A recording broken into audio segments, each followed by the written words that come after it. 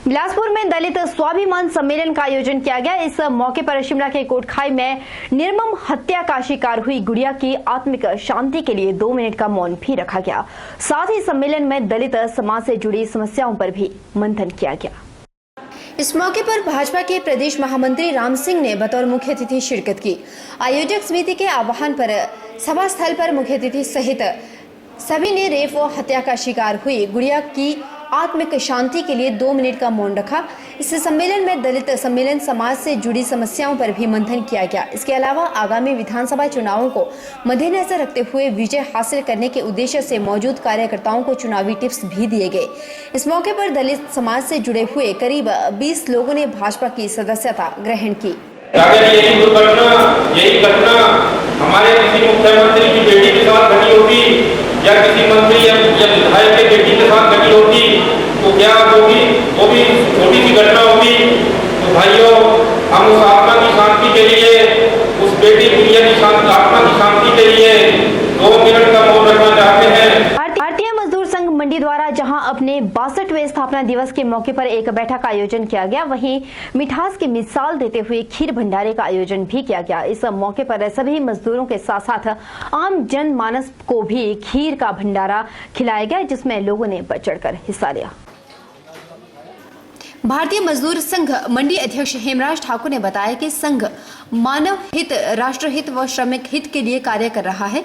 उन्होंने कहा कि मजदूर संघ भारत का सबसे बड़ा केंद्रीय श्रमिक संगठन है। यह देश का पहला मजदूर संगठन है जो किसी राजनीतिक दल की श्रमिक इकाई नहीं बल्कि मजदूरों के लिए मजदूरों द्वारा संचालित अपने में स्वतंत्र मजदूर संगठन है। यह एक अग्रणी मजदूर संगठन है और आरएसएस का एक श्रमिक विंग है। जिस तरह से भारतीय मजदूर संघ की स्थापना की गई, यह संघर्ष के ऊपर और देश की भावना से ओतप्रोत संगठन है और मानव कल्याण के लिए, देश कल्याण के लिए जिस तरह से भारतीय मजदूर संघ कार्य कर रहा है और भारत की खुशहाली के लिए, कल्याण के लिए जिस तरह से कार्य कर रहा है, उसमें भारत को विश्वगुरु देखते हुए भारतीय मजदूर संघ के हर कार्यकर्ता की इच्छा है कि आने वाले समय में भारतीय मजदूर संघ का अस्तित्व और भी गहरा हो और देश के कल्याण के लिए, और जिस तरह से भारतीय मजदूर संघ के संस्थापक का सोच था, उनकी जो दिव्य दृष्टि थी, उसका निर्वहन करते हुए आज भारतीय मजदूर संघ उस दिशा में तत्पर है। ब्राह्मण जागरूक मंच द्वारा घुमारवीं में एक कार्यक्रम का आयोजन किया गया। इस मौके पर ब्राह्मण सभा के सदस्यों सहित स्थानीय लोगों ने भी हिस्सा लिया। वहीं यह कार्यक्रम केडी लखनपाल की अध्यक्षता में आयोजित किया गया। कार्यक्रम में जाति प्रथा और आरक्षण को खत्म करने पर भी चर्चा की गई। आप पूछे, चुनाव होंगे, राजनीतिक पार्टियां आएगी, हमारा ना तो कोई राजनीतिक मंच है, ना हमारा किसी जाति के विरुद्ध मंच है। हम सर्वांगीण विकास की बात कर रहे हैं।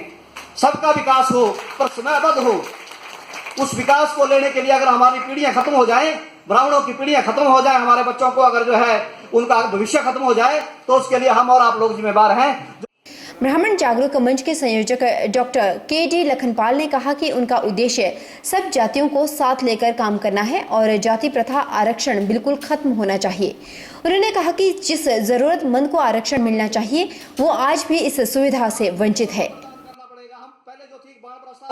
राष्ट्रपति महोदय के उदाहरण दिए गए, ठीक बोला किसी ने, जिसने बोला, बहुत अच्छे विचार यहाँ पे आए हुए हैं। मैं तो काफी खुश हूँ कि लोगों ने खुल के बोला है और यही चीज चाहिए। जब हमने शुरू में ये खरोटा में ये जो संस्था भी तैयार करी थी, जागरूक ब्राह्मण मंच, तो सारे लोग दब के बोलते थे कि जी बहुत अच्छा किया आपने, चाहते तो हम भी थे लेकिन आगे आने को कोई तैयार नहीं था, डरते भी हैं लोग। वहीं घुमारवीं उपमंडल के तलवाड़ा पंचायत के धारवाड़ा के कृष्ण मंदिर में चल रहे पतंजलि योग पीठ की तरफ से 5 दिवसीय योग शिविर का आज समापन हो गया। इस शिविर में काफी संख्या में लोगों ने हिस्सा लिया था और अनेक प्रकार के योग आसन भी किए। इस शिविर में अनेक प्रकार की बीमारियों से ग्रस्त लोगों को योग की क्रियाएं करवाकर रोगों से निजात दिलाने के लिए कई प्रकार की योग क्रियाएं करवाई गई। वहीं इस अवसर पर लोगों ने पतंजलि योग पीठ हरिद्वार की तरफ से मंदिर प्रांगण में फलदार पौधे भी लगाए। करता हूँ यहाँ पर आए सभी लोगों का जो इतने दूर दूर से योग शिविर में आए और उन्होंने इसका लाभ उठाया, और स्पेशली मैं जो हूँ वो उद्यान विभाग निहारी के भी धन्यवाद करता हूँ। उन्होंने जो है वो यहाँ मंदिर परिसर के लिए जो है वो कुछ पौधे दिए और जिनका सभी जो यहाँ पर लोग योग करने के लिए आए हुए थे, उन्होंने जो है वो पौधारोपण किया। मैं योग करने से मुझे बहुत शरीर के लिए बहुत फ़ायदा मिला और मैंने अपनी पंचायत व अन्य साथ लगी पंचायतों के लोगों से भी आह्वान किया कि ये ऐसे निःशुल्क शिविर में ज़्यादा से ज़्यादा भाग लें और कई प्रकार की जो बीमारियां हैं उनसे निजात मुफ्त में निजात पाएँ। मैंने यहाँ पे मंदिर में जो योग शिविर लगा हुआ था वो अटेंड किया, उससे मुझे बहुत फ़ायदा हुआ। मोटापे की वजह से परेशान था, तो मुझे लगता है कि आगे के लिए भविष्य के लिए बहुत उसका अच्छा रिजल्ट मिलेगा। चलिए रुक लेते हैं पंडोह का। कांवड़ संघ पंडोह का जत्था हरिद्वार से जल भरकर आज पंडोह के लगते संयोग में पहुंचे और शिव मंदिर में स्थानीय लोगों द्वारा कांवड़ियों का जोरदार स्वागत किया गया। इस मौके पर शिव मंदिर में हवन पाठ करके जल अभिषेक किया गया और खीर भंडारे का भी इस मौके पर आयोजन किया गया था।